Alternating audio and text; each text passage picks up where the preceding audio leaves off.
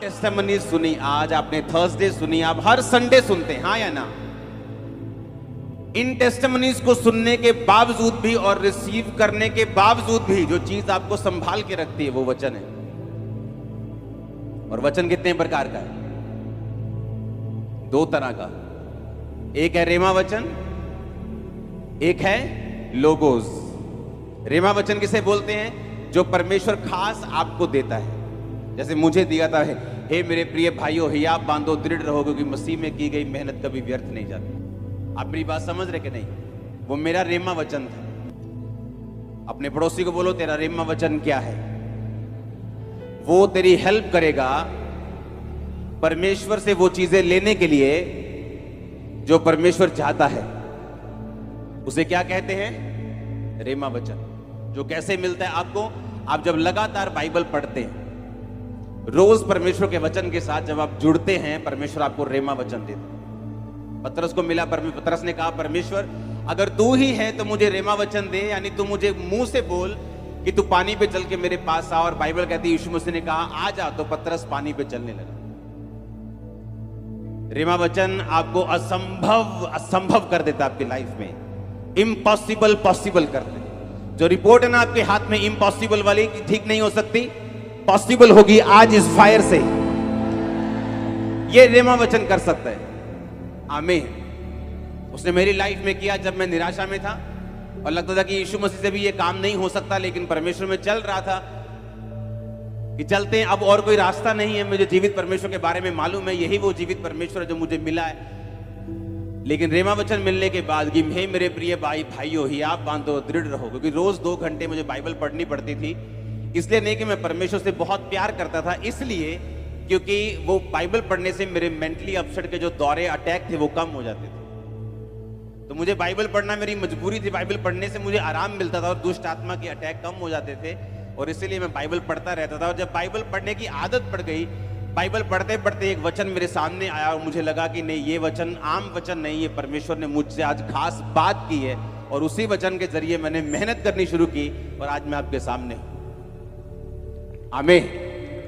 मेरे लिए वो वचन था, आपके लिए कोई भी हो सकता है। किसी के लिए कोई भी वचन रेमा वचन बन सकता है।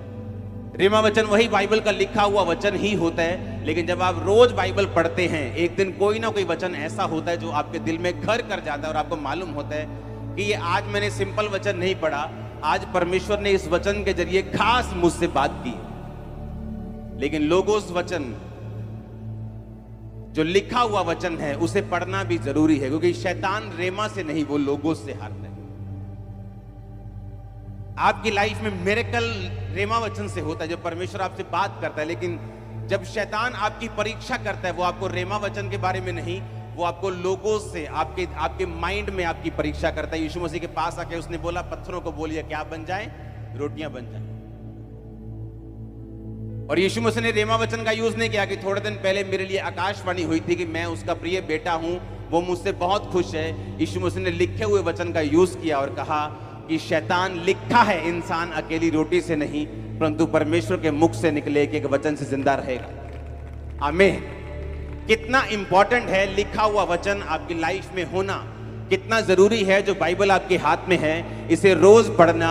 नहीं तो जितने मिरेकल्स आप देखते हैं, जितने मिरेकल्स आप रिसीव करते हैं, जितना सामर्थ आप रिसीव करते हैं, उसके बावजूद शैतान आपको धोखा दे जाएगा अगर आप इस वचन को नहीं पढ़ते तो। इमेजिन करो, लंगड़े चलते हुए देखना, पागलों को संगलियों से आजाद होते हुए चर्च में देखना,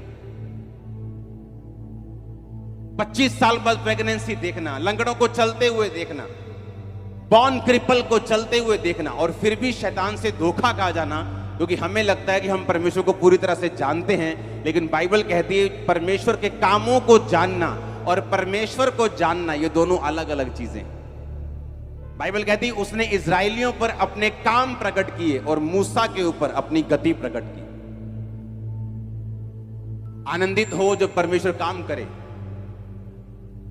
खुशी मनाओ जब वो गवाहियां दे। हम हर रोज प्रार्थना करते, परमेश्वर हमारी गवाहियों के टेस्टिमनीज के लेवल को बढ़ा और सामर्थ्य दे, और लंगड़े चलाने की और मुर्दों को जिलाने की। लेकिन साथ साथ हम ये भी ध्यान रखते हैं कि जिस चीज ने हमें संभाल के रखना है और शैतान से बचाना है और उस पर वार करने का हमें ताकत देनी है, वो परमेश्वर का वचन है। अपने पड़ोसी को बोलो, रोज पढ़ना है, आराम से, ध्यान से, फोकस से और आत्मा से इसे पढ़ना है। आमीन। अगर आप बाइबल को पढ़ने की आदत डाल लेंगे तो जब शैतान आपकी परीक्षा करने के लिए आएगा, आप उसे दबा देंगे अपने पैरों के नीचे। मैं आपको सच कह रहा हूं, क्योंकि जब वो अपने क्वेश्चंस के साथ आता है तो आपके माइंड में आता है। आपके माइंड में वो अजीब से क्वेश्चंस पैदा करता है, सवाल पैदा करता है, आपको अलग अलग तरह से वो टॉर्चर करने की कोशिश करता है, आपको पाप के फायदे दिखाने की कोशिश करता है, वो कई कुछ करने की कोशिश करता है। और अगर आपने सिर्फ लंगड़े चलते हुए देखे और वचन के बारे में आपको जीरो नॉलेज है तो आप फंस जाएंगे। इसीलिए मैं कहता हूं कि उस चर्च को अटेंड करो जहां परमेश्वर का वचन आपको गहराई से मिल रहा हो। वो जहां भी हो, आप जहां भी जिस देश में मुझे सुन रहे हैं, अगर आप वचन में कच्चे रह गए तो शैतान के लिए आप एक इजी टारगेट हैं। उसे मालूम है कि उसे एक्सपीरियंस है, वो पुराना सांप है, उसे मालूम है आपको किस तरह से घेरना है। उसने यीशु मसीह के पास आके बड़ी बड़ी बातें नहीं की। उसे मालूम था कि 40 दिनों का यीशु मसीह भूखे हैं, तो उसने कहा कि अगर तू परमेश्वर का बेटा है तो पत्थरों को रोटियां बन जाएं, बोल दे। शैतान को मालूम है आपको क्या चाहिए। किसी की कमजोरी पैसा है, किसी की कमजोरी व्यभिचार है, किसी की कमजोरी कुछ है। उसे मालूम है आपकी कमजोरी क्या है। किसी की कमजोरी डर है, किसी की कमजोरी उसकी पढ़ाई है, किसी की कमजोरी उसका बिजनेस है, किसी की कमजोरी उसके रिश्तेदार हैं। शैतान को मालूम है आपकी कमजोरी क्या है, और अगर आप वचन में कच्चे हुए, वो आप ही की कमजोरी को आप ही के खिलाफ यूज करेगा और आपको गिरा देगा। और वचन आपको ताकत देता है अपनी कमजोरियों के ऊपर ओवरकम करने के लिए। वचन आपको ताकत देता है अपने पाप के ऊपर कब्जा करने के लिए। इसलिए परमेश्वर ने कहा, अपने शरीर को शैतान के हाथों में, पाप के हाथों में नहीं सौंपो। अपने अंगों को धर्म के हथियार होने के लिए परमेश्वर के हाथों में सौंप दो। एक बार जरा जोरदार हालेलुया बोल दो जरा। आमीन। इसलिए अगर आप वचन से प्यार करते हैं, इसको रोज पढ़ते हैं, ये आपके मोबाइल में होना चाहिए। जिस तरह फेसबुक आपके मोबाइल में, ये आपके घरों के ऊपर टंगा हुआ होना चाहिए।